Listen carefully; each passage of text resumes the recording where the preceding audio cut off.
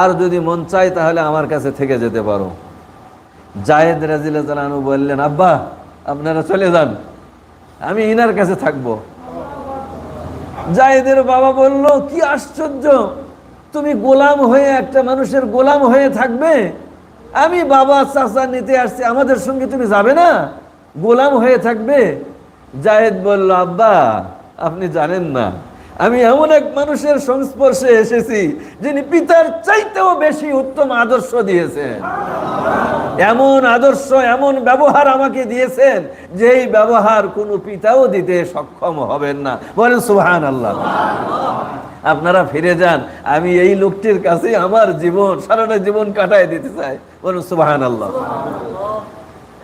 তখন আল্লাহর রাসূল জায়েদের হাত ধরে কুরাইশদের সামনে বলে দিল, হে কুরাইশরা, তোমরা সাক্ষী থাকো, জায়েদ আজ থেকে আমার পালক পুত্র। জায়েদের বাবা বলল, আলহামদুলিল্লাহ। মক্কা